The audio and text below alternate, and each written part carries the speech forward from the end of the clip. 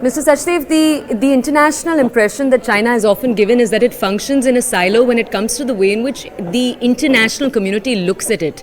Now, as we're telling our audiences over the last few years, that impression is very slowly changing. We talked about the entire controversy around Uyghur Muslims. We're also talking about the debt trap of sorts it's seen that China puts countries like Sri Lanka in. So how much do you agree with that opinion, that the international standing of China, particularly over the last few years, has shifted? Well, thank you so much. Yeah, one does agree somewhat to it, looking at, the trends, what we are seeing, but probably, China is something like an iceberg. Only the tip of the iceberg is visible above the sea level, and it's below the sea that you have the whatever is going on. So China is like an iceberg for the world to decode, decipher. However, if we were to take an attempt at it, yeah, sure. See, India's rising economic might, India's rising investments and bold stance on our LAC with, with regards to infrastructure, military, etc., is giving China a little bit pause to think. Okay, so right now, probably it senses, and we go to see what's China heading into, as I think your colleague Anandji was earlier just mentioning, that in the coming years, China is looking at a world scenario where it's not getting isolated, but yeah, sure, being kind of pushed aside by the US or attempt thereof. And it has its own primary challenge of Taiwan, right? For it, perhaps I would rate Taiwan as a greater priority versus the dispute with India, if we could do that, right? So in the next 5 to 7 years, if China has to, figure out a way to kind of, assimilate Taiwan, it may want to lower its tensions with India, perhaps. That could be one. The other is that, yes, China senses that India is now actually becoming and is rising as a bloc in its own self. Say, an independent bloc in the world, or we are attempting a leader of the global south and all. And as India guides the global south, will India shift the global south more towards the independent, non-aligned clarity, so to say?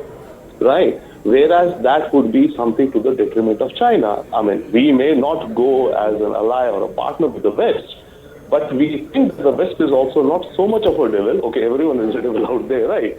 And we have to, live and work with everyone.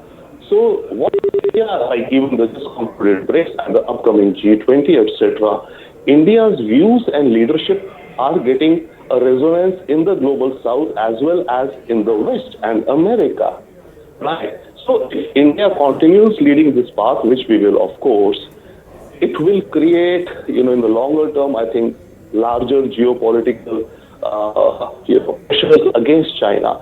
China wants to soften some of that also, or putting it simply, China would very much like somewhat that India, kind of does not have so much of empathy and understanding and cooperation with the West. Because down the line, if this trend continues, then China would be even majorly isolated. Okay. All right. Sir, just stay with us. I also want to go over to Sushant Sareen. He's with us. He's a senior researcher, senior fellow at ORF, the Observer Research Foundation. He's with us right now. Mr. Sareen, can I come over to you to get your comments on the political reactions we've seen come in today? We'll look at Rahul Gandhi's. Rahul Gandhi made the statement that the Prime Minister was not being honest about the amount of land that China had taken over in Ladakh, and that there was a need for that honesty.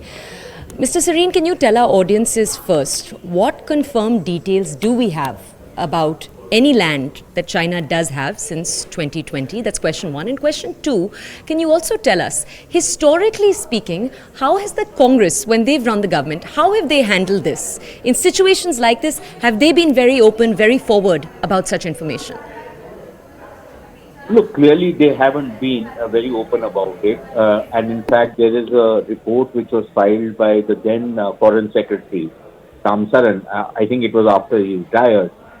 Where he, according to him, hundreds of square kilometers of Indian territory were encroached upon by the Chinese during the UPA 2 years. And the Congress party simply denied it. In fact, they had a minister, if I mistake it not, Salman Khurshid, who said, don't raise these issues because this is just like a pimple on a cheek, in this beautiful relationship which we have with China.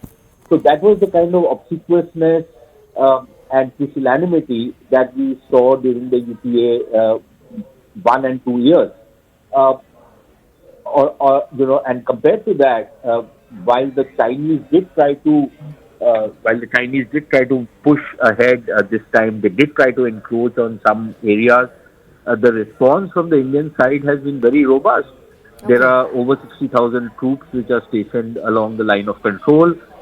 You have missile systems, you have air power, you have artillery, you have tanks, you have the entire paraphernalia of an army all ready to take on the Chinese if they indulge in any adventurism. Having said that, I think we also have to accept the fact that the Chinese have, I don't know about how much land as such they have encroached upon. There is no real solid information on that, but what we do definitely know is that there are some areas where they have come, and because of their presence out there, Indian soldiers who used to patrol some of the regions in the past are not able to go to those patrolling points because the Chinese obstruct them.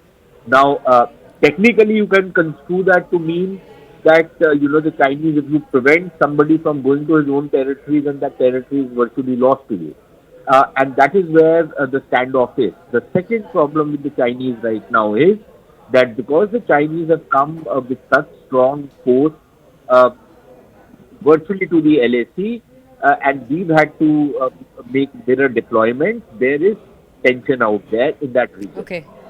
And what we want is that the Chinese should disengage, they should then withdraw, and then there has to be a de-induction of all these troops. And I think so far, the Indian side is pretty much sticking to its guns.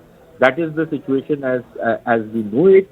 And what we can say definitively, the rest is all speculation and a lot of political grandstanding. And I Right. don't think it behoves the leader of the Congress party to indulge in that, given their own dubious record in protecting Indian interests as far as China is concerned. Okay, Mr. Sareen, thank you for providing us with that perspective.